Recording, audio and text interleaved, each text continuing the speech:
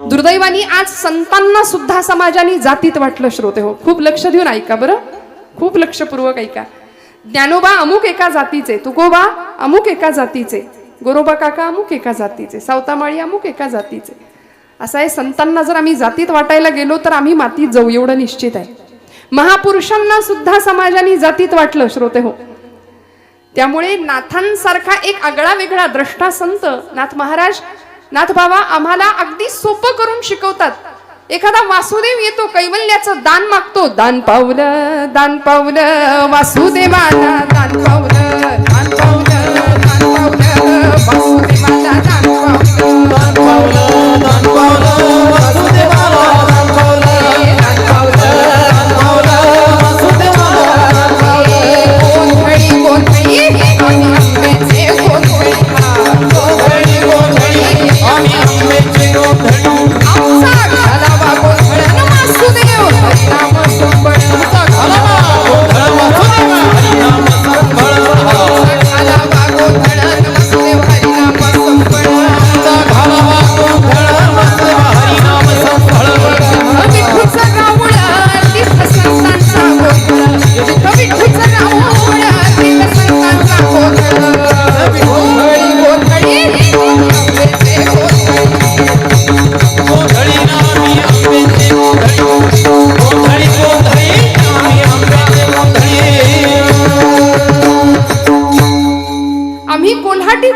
सोहम शब्दे बोलती. किती सोपं सांगितलं.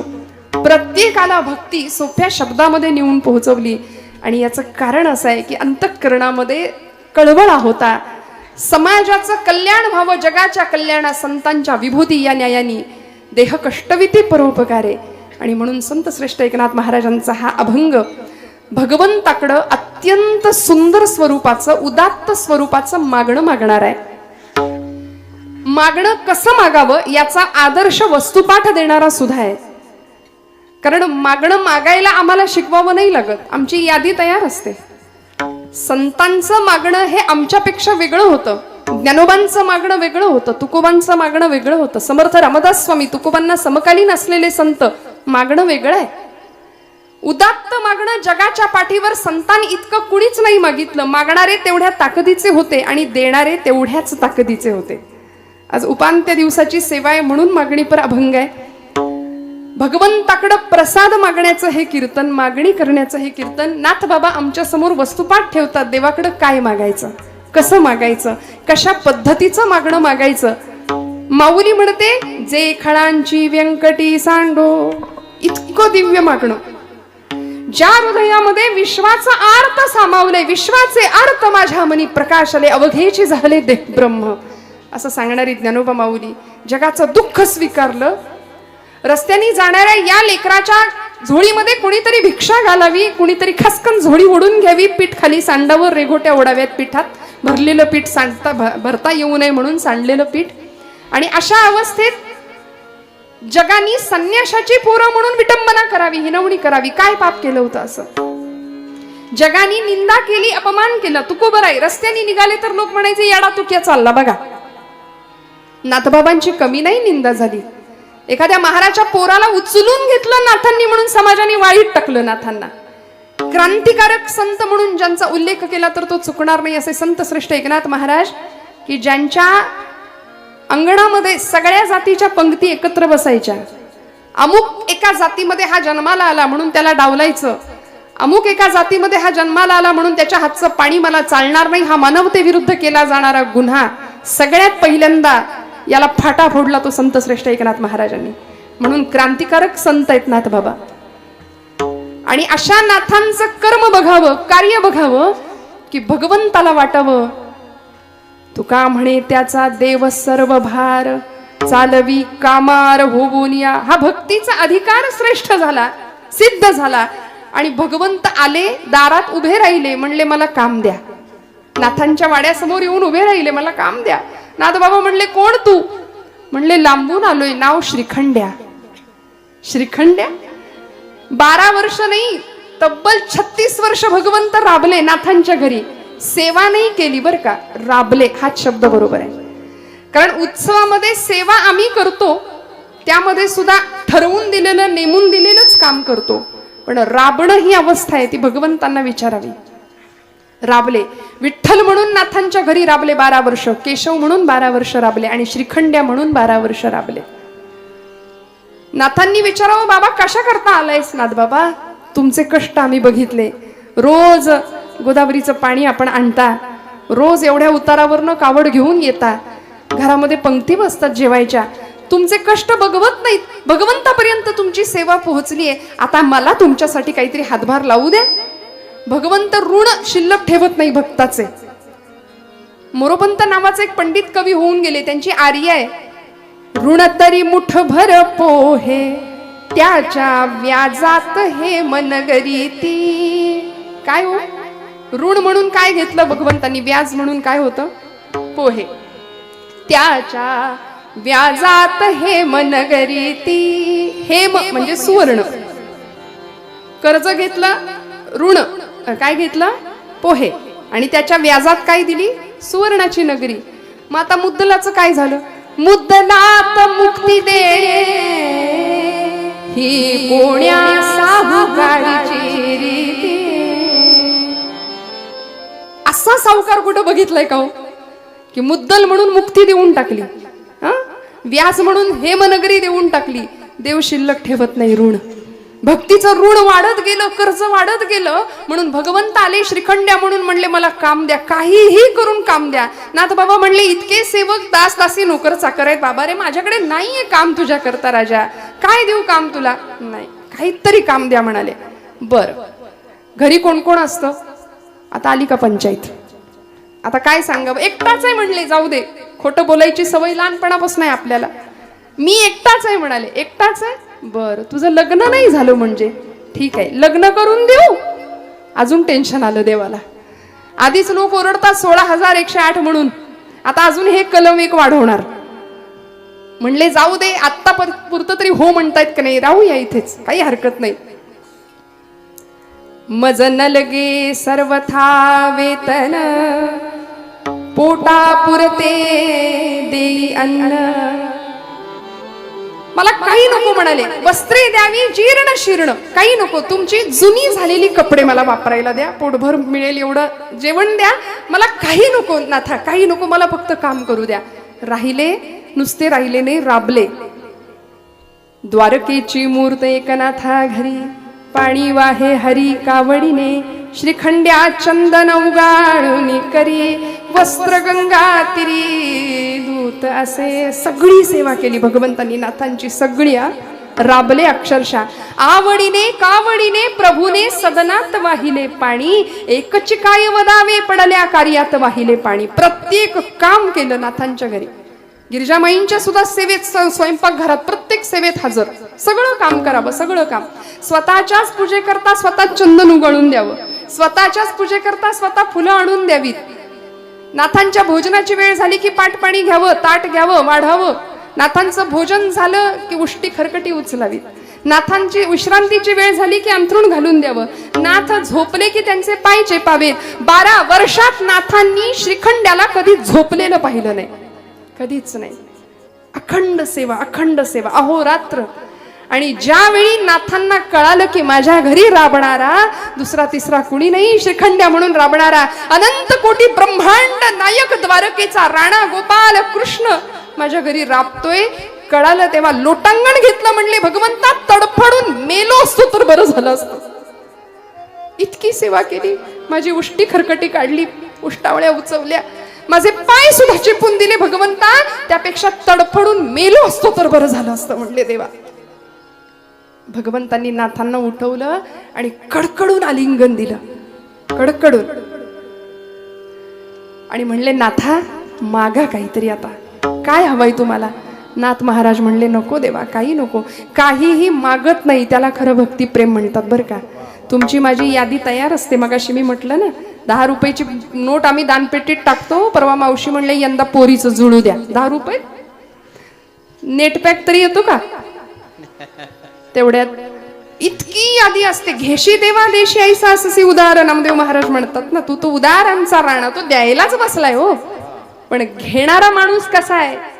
तो कुठल्या अपेक्षेने आलोय हे न कळण्या इतका तो काही वेडा नाही. चीटी के पाव में घुंगरू बजे वो भी नाद श्री रघुनाथ सुने, इतकं त्याचं आमच्याकडे लक्ष आहे. आम्हाला वाटतं त्याला काही कळतंय, पण म्हणून म्हटलं महाराज म्हणाले हेची दान दे गा देवा तुझा विसर न व्हावा. आम्ही म्हणतो हेची दान दे गा देवा आणि लाखभर रुपये पगार व्हावा, जमल्यास इन्कम टॅक्स बुडवता यावा, त्यातूनही सही सलामत सुटलो तरच गुण गाईना आवडी.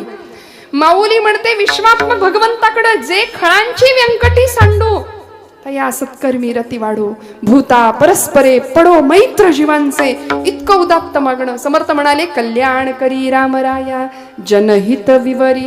सगळ्यांनी मागितलं बरं का, सगळ्यांनी मागितलं, पण संतांचं मागणं आणि तुमचं आमचं मागणं वेगळं आहे. पहिली गोष्ट संतांना मागावंच लागत नाही, संत मागतात कारण देव म्हणतो मागा मागा मागा, काहीतरी मागा. तिष्ठत उभा आहे पांडुरंग परमात्मा आणि नाथांना सांगतोय काहीतरी मागा नाथा. नाथ बाबा म्हणतायत देवा एकतर मला काही मागायचं नाही, तरी पण तुम्ही माग माग माग म्हणून माग लागलाय, म्हणून मागतो द्या पहिल्या चरणात. देवा माझे लागो तुझे चरण, देवा माझे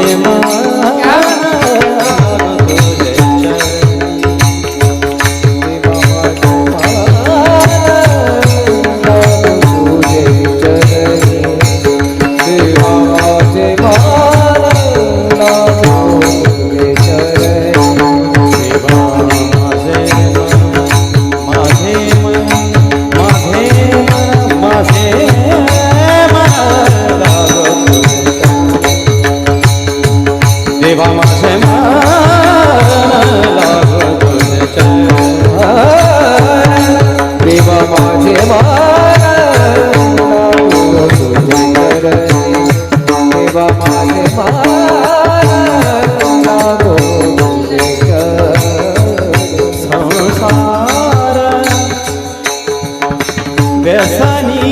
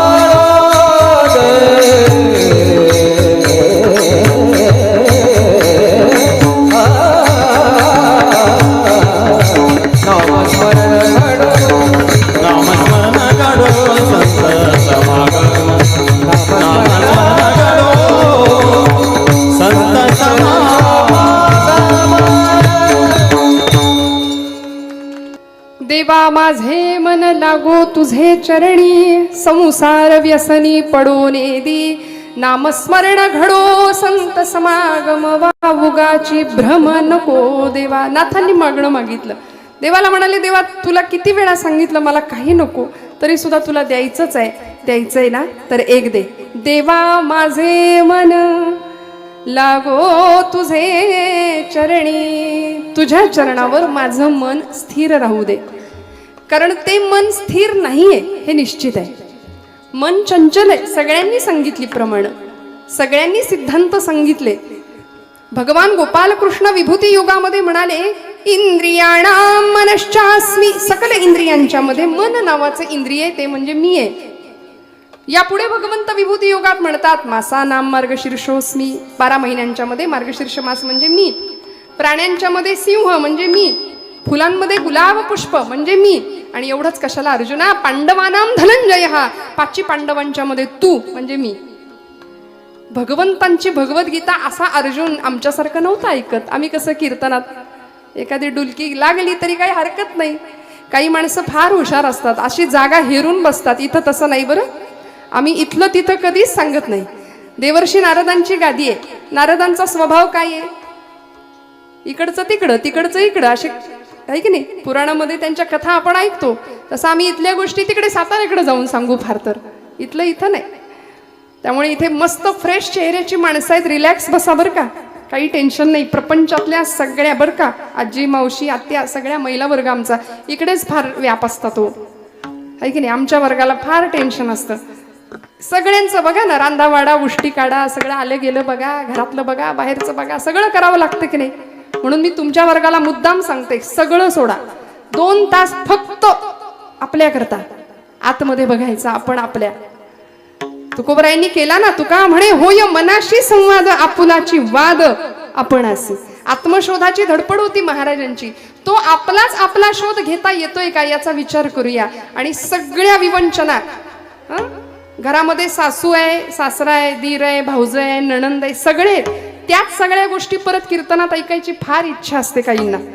इथं सासू आली पाहिजे, सून आली पाहिजे, पण इथे मला तसं काही जमत नाही बरं का. त्यामुळे माझ्याकडून अपेक्षाही तशी करू नका. खूप लक्ष देऊन कीर्तन ऐका. प्रपंचातल्या सगळ्या गोष्टी प्रपंचातच ठेवा. प्रपंच फार आवडीनं करतो आम्ही, परमार्थ जमला तर सवडीने करतो. त्यामुळे वास्तविक झालं पाहिजे उलट. नाथांनी काय मागितलं? देवा माझे मन लागू तुझे चरणी. मन तुझ्या चरणावर लागू दे. म्हणजेच मन लागत नाही हे निश्चित आहे. कारण आमच्या खानदेशातल्या अत्यंत माझ्या आवडत्या कवयित्री निसर्ग कन्या बहिणाबाई काय म्हणाल्या? मन वढाळ वढाळ उभ्या पिकातल ढोर. मन वढाळ वढाळ उभ्या पिकातल ढोर.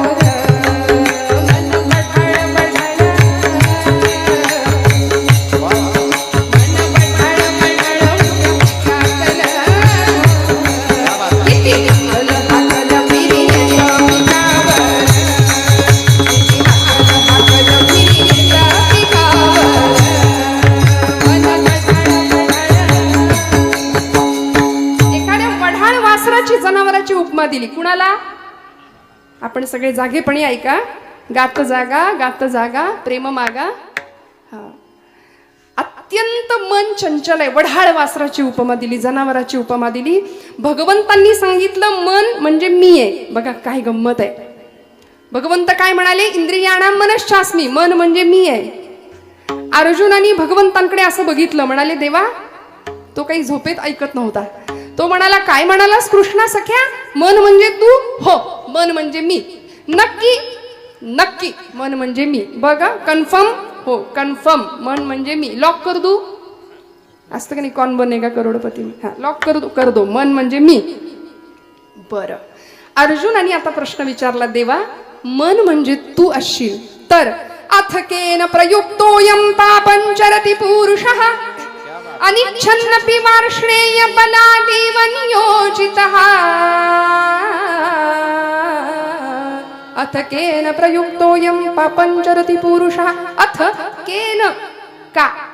माणूस पाप का करतो? थोडक्यात माणूस पाप कर्माला प्रवृत्त का होतो जर मन म्हणजे तू असशील तर देवा? आणि तू असं म्हणतोस ना, सर्व धर्मान परित्यज्य मामेकम शरणम व्रज. तर मनुष्य पाप का करतो? आणि पाप शरीर करत नाही. अनिच्छन्नपी, इच्छा नसताना सुद्धा समाजामध्ये आज मानगुड धरून केल्यासारखं पाप केलं जातं. आणि पाप शरीर नाही करत, पाप मन करतं आधी, आणि मग शरीराकडून क्रिया घडते. मग आता देवा माझा प्रश्न असा आहे, या सगळ्या पापाची जबाबदारी, या पापाचं उत्तरदायित्व तू घ्यायला तयार आहेस का? तेव्हा भगवंतांनी काय करावं? आता तर काय बोललेत आधी? मन म्हणजे मी. अर्जुन म्हणाला, मन म्हणजे तू आहेस तर पापाची जबाबदारी तू घेशील का? माणसं पाप करतात. देवानी हात वर केले, म्हटले, हे बघ अर्जुना, तुझ्या त्या पापाशी माझा संबंध नाही आणि पुण्याशी नाही. काम एष क्रोध एष रजोगुण समुद्भवा महाशनो महापाप्मा विध्येन मिह वैरिणम रजस्तवश्च मनसो द्वंश दोषा उदारतो. जे मन रजतमांच्या आहारी गेले, कामक्रोधादी विकारांच्या आहारी गेले, ते मन म्हणजे मी नाही. ते मन म्हणजे मी नाही. मग अत्यंतिक शुद्धता पावित्र्य ज्या ठिकाणी आहे ते मन म्हणजे मी आहे. अर्जुन तरीही ऐकेना, 4 डिग्र्या लावल्या या मनापुढे. चंचलम हि मनः कृष्ण प्रमाथी बलवदृढं तस्याहं निग्रहं मन्ये वायोरिव सुदुष्करं. चंचलम हि मनः कृष्ण प्रमाथी बलवत दृढम. 4 डिग्र्या लावल्या. मन कसं आहे? हे मन चंचल मोठे मोठे,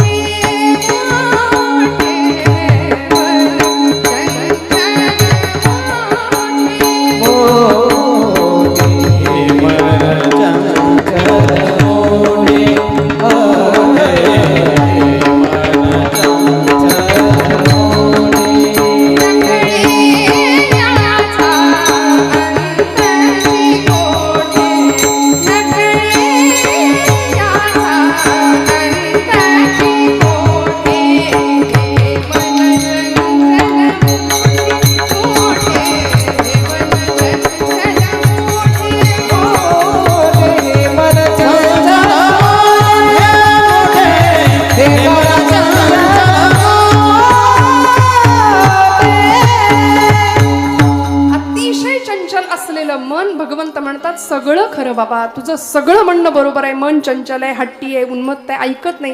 आई वडिलांच्या तक्रारी असतात की नाही, पोरग काही केल्या ऐकतच नाही. कार्ट आपण म्हणतो की नाही, काही केले ऐकत नाही. म्हणलं बहिरा आहे का?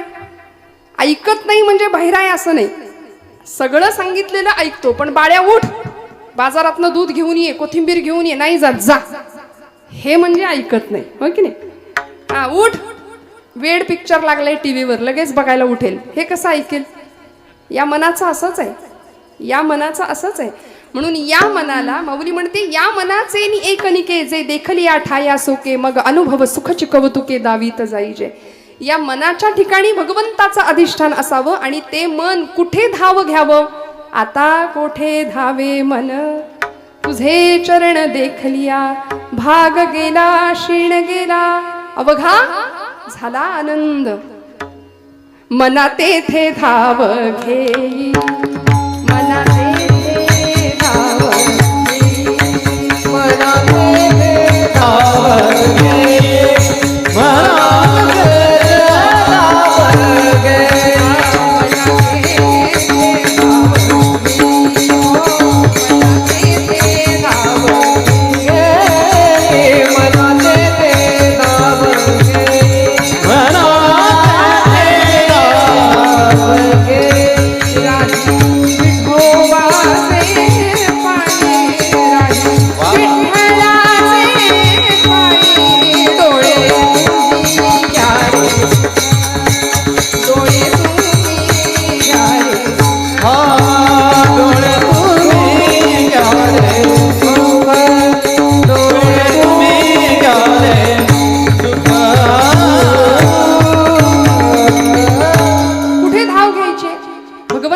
पायाजवळ.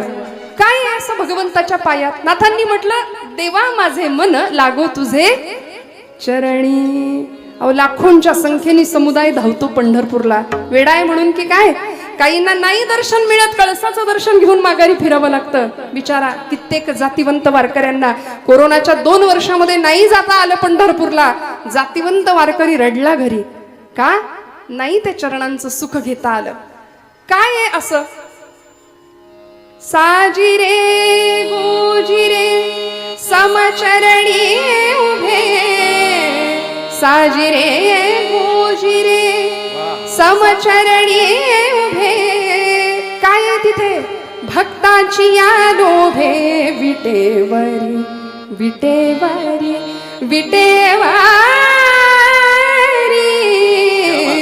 सुखाचे जे सुख चंद्रभागे सुखाचे जे सुख चंद्रभागे कुंडलिका उभे ठाके उभे ठाके उभे ठाके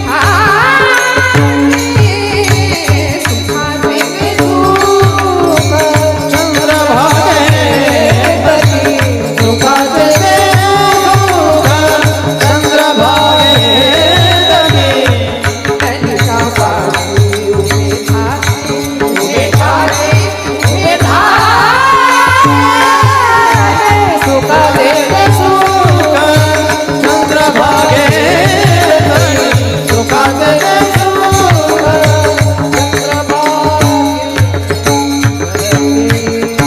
काय आहे पंढरपुरामध्ये भगवंत उभाय 28 युगांपासून तिष्ठत भक्तासाठी त्या चरणांचं सुख. महाराज म्हणाले देवा तुझ्या चरणांचं सुख किती आहे ते तुला सुद्धा नाही माहिती. कमोदिनी काय जाणे परिमळ भ्रमरा सकळा भोगितासे कमोदिनी. कमळाला माहिती असतं का भ्रमर सगळं उपभोग घेतोय, मकरंद सेवन करतोय, पराग सेवन करतोय, पण कमळाला माहिती नाही. तसं महाराज म्हणतात तुझ्या नामामध्ये तुझ्या चरणामध्ये किती सुख आहे ते तुलाच नाही माहिती. म्हणून नाथबाबा म्हणतात देवा माझे मन लागो तुझे चरणी. आणि आता जे माझं मन संसारामध्ये अडकलंय संसार व्यसनी पडून दे. संसाराचं काय लागलंय नाथबाबा म्हणतात व्यसन. आम्ही संसारामध्ये व्यसन आणतो, किंबहुना व्यसन हाच संसार मानतो. लक्षात घ्या नाथांनी संसाराला व्यसन म्हटलं. बघा संतांचं महात्म्य हेच आहे. हा जन्माला आल्यापासून जो मागे लागलाय पुनरपि जननम पुनरपि मरणम पुनरपि जननी जठरे शयनम इह संसारे खलु दुस्तारे कृपया पारे पायी मुरारे भज गोविंदम. आचार्यांनी सांगितली की नाही ही रचना संसाराची. अखंड संसरती इति संसारः संसाराची व्याख्या जो अखंड. अरिस्टॉटल नावाचा तत्ववेत्ता म्हणाला change is the only constant thing. या जगामध्ये सगळ्यात स्थिर जर काय असेल ना तर बदल. काय गंमत आहे बघा, खूप लक्ष देऊ नाही का. परिवर्तन हा जगाचा नियम आहे. संसार अखंड फिरतोय, आजचं उद्या नाही, उद्याचं परवा नाही, श्वास नवीन आहे प्रत्येक वेळी. संसारामध्ये सगळं बाहेरून आणावं लागतं. चहा संपला आणा, साखर संपली आणा, सगळं उठल्यापासून माणूस अखंड धडपडतोय. कशा करता सुखा लागी करीसी तळमळ सुखा लागी करीसी तळमळ सुखा लागे करते तळमळ सुखा लागे करते तळमळ सुखा लागी करीसी तळमळ सुखा लागी करीसी तळमळ सुखा लागे करते तळमळ सुखा लागे करते तळमळ पंढरीची साय एक वेळ पंढरीची साय एक वेळ अवघाची सुख रूप होती मग अवघाची सुख रूप होती. हरे तू पंढरीची जाय एक वेळ हरे तू पंढरीची जाय अवघाची सुख रूप होती मग तू अवघाची सुख रूप होती. जन्मोजन्मीचे दुःख विसरशी मग तू अवघाची सुख रूप होशी.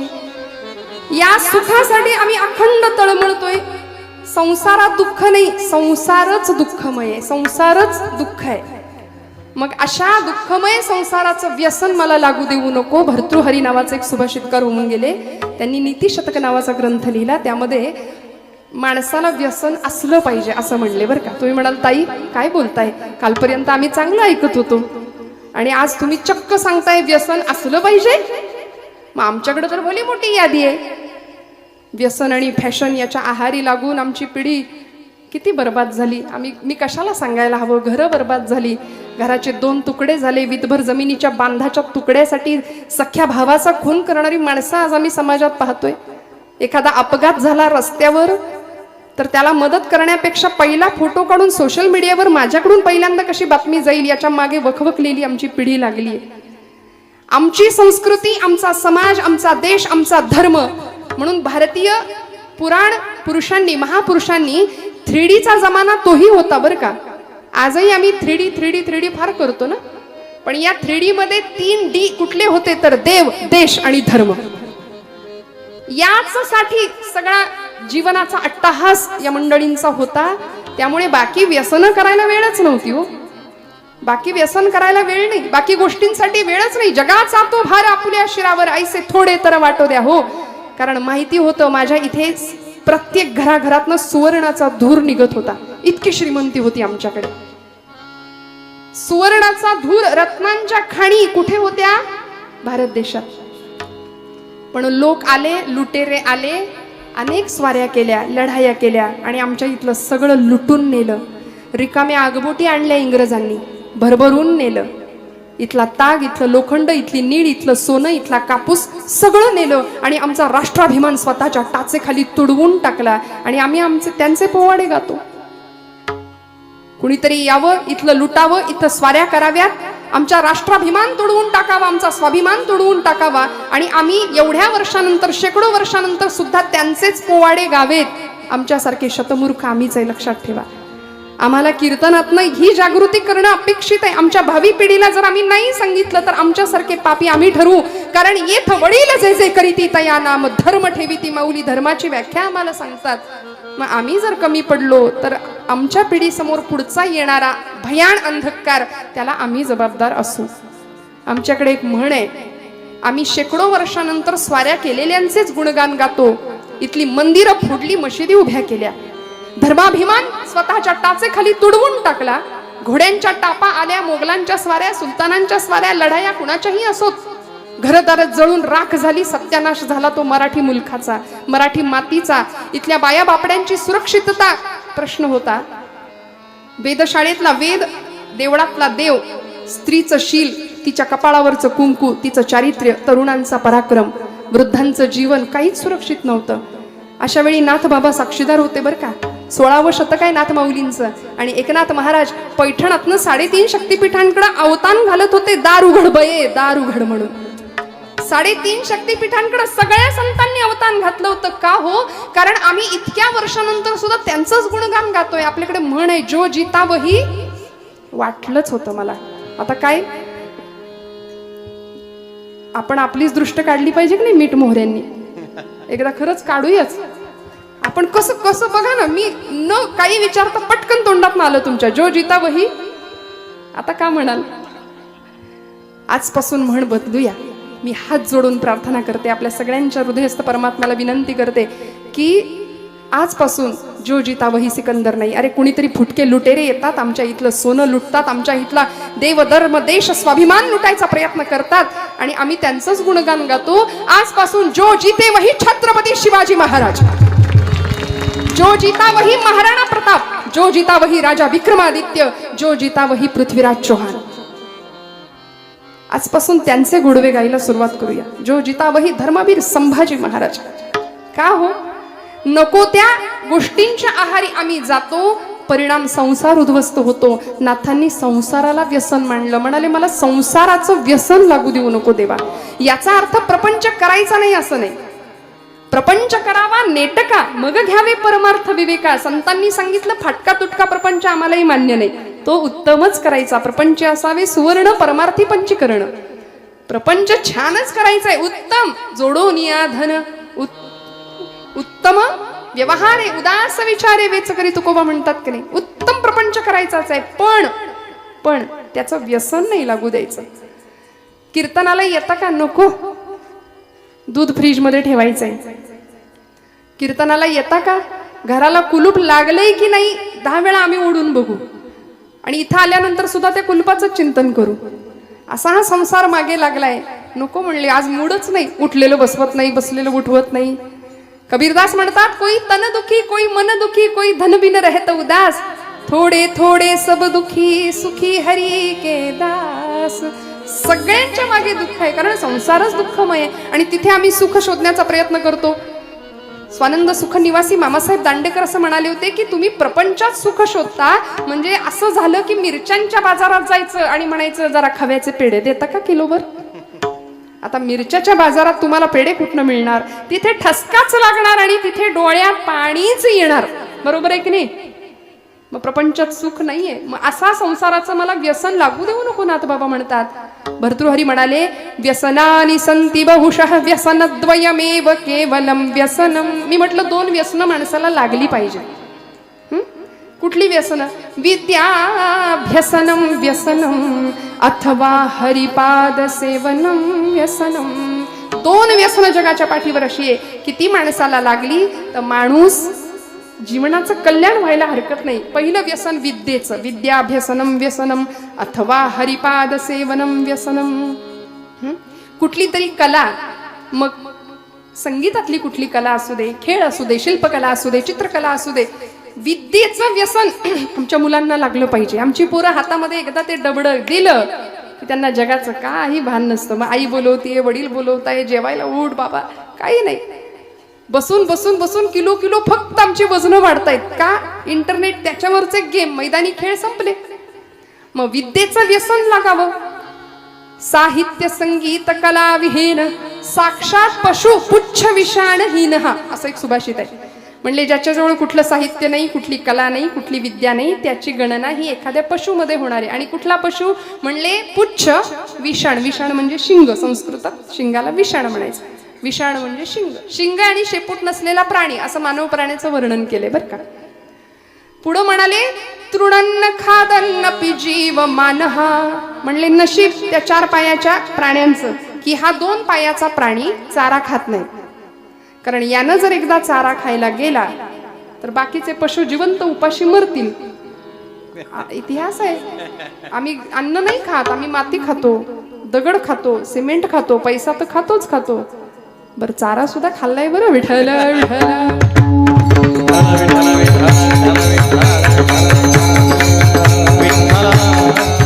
इतिहास आहे आमचा.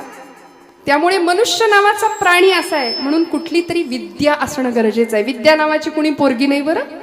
विद्या नाम व्यसनम, विद्येचं व्यसन. आणि दुसरं अथवा हरिपाद सेवनम व्यसनम, भगवंताचे पद चरण पाय, त्याचं व्यसन आम्हाला लागावं. म्हणून नाथबाबा म्हणतात संसार व्यसनी पडो नेदी. नको देवा संसाराचं व्यसन. मग कसं राहायचं म्हणाले? ऐसे असावे संसारे जवबरी प्राचीनाची दोरे. पोरी घरचार मांडिला खेळ मोडून टाकेला.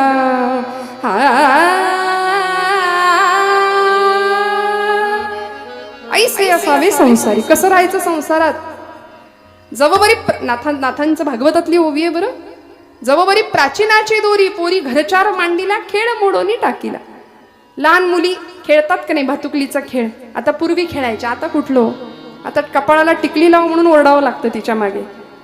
आमचं काम आहे की नाही हो सांगणं. माता भगिनी आहात ना जागे आपण? हो म्हणा, जागे आहात ना आपण सगळ्या? हा. घरातली मुलगी जर आमची टिकली लावत नसेल कपाळाला तर आमचं काम आहे की नाही? हिंदू धर्मात जन्माला आलीस, कपाळाला टिकली लाव छानपैकी, केस मोकळे सोडू नकोस, अंगभर कपडे घाल, हे सांगणं काम आहे की नाही आमचं? म्हणून मगाशी म्हटलं येथ वडील जे जे करी ते या नाम धर्म ठेवीती. आणि जर आम्ही चुकलो तर लव जिहादी असे टपून बसलेत बरं आमच्या आजूबाजूला.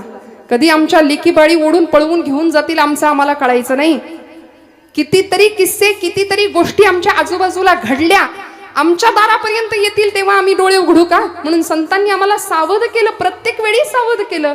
काय होत असेल देहाचे 35 तुकडे झाल्यानंतर, आई वडिलांच्या हृदयाला, अंतःकरणाला काय यातना होत असतील, आम्हाला वेळीच सावध होणं फार गरजेचं आहे.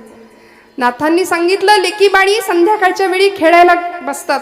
भातुकलीचा खेळ पूर्वीच्या काळी खेळायच्या बरं का मुली. मग तो खोटाच संसार असायचा, खोटाच चहा करायचा, घरातल्या वडिलांना नेऊन द्यायचा, त्यांनी खोटा खोटा भुरके मारत प्यायचा. मस्त संसार तिचा चाललेला असायचा. आणि संध्याकाळ अंधार पडायला लागला की नाथ बाबा दृष्टांत काय गोड देतात बघा. नाथ महाराज म्हणतात पोरी घरचार मांडीला खेळ मोडून टाकीला. आईची हाक कानावर आली, कार्टे चाल, अंधार पडला. आणि ती आहे तसं पिशवीत भरते सगळं. आईची हाक आली, चल बाई, निघाले घरी. लहानपणी आम्ही एक वाळूचा बंगला करायचो. तुम्ही आपल्यापैकी पण बरेच मंडळी करत असतील बघा, आहे की नाही? मुलं करतात, पाय त्याच्यामध्ये घालायचा, वाळू करायची. बायका रस्त्याचं काम करणाऱ्या असतात, कधीतरी बघा, खूप प्रामाणिकपणे दिवसभर ते पोर वाळूत खेळत असतं त्यांचं. ती बाई दिवसभर काम करत असते, काबाड कष्ट, दिवसभर मोलमजुरी करावी तेव्हा तिला पगार मिळेल, मग पोट भरायचं. ते पोरग दिवसभर त्या वाळूचं इतकं सुंदर घर करतं आणि आई निघायला लागली कार्ट्यात, चल आता घरी जायचे, ते टुनकन उडी मारतं, त्या घरावरच उडी मारतं, मोडून टाकतं. ऐसे असावे संसारी. नाथबाबा म्हणाले त्याचा निरोप आला ना की आहे तसं सोडून जायची शक्यता नाही, इच्छाशक्ती पाहिजे, आहे तसं सोडून जायची तयारी पाहिजे. नाहीतर आम्ही म्हणतो नको नको नको देवा, आत्ताच येऊ नको, नातवंड होऊ दे जरा, नातवंडाचं तोंड बघते मग ने. परमार्थ, अध्यात्म, कीर्तन हे सगळं खूप लांब आहे आमच्या दृष्टीने. आणि तो नातू येतो, तो म्हणतो आई आजी अजून पण ना तू इथंच. बघा कळलं तर मराठी भाषा आहे. मग ती म्हणते असू दे बाई, पण तू वंडाला बघून जाते. ते पण तू पण म्हणतो अजून पण तू इथंच. विठ्ठल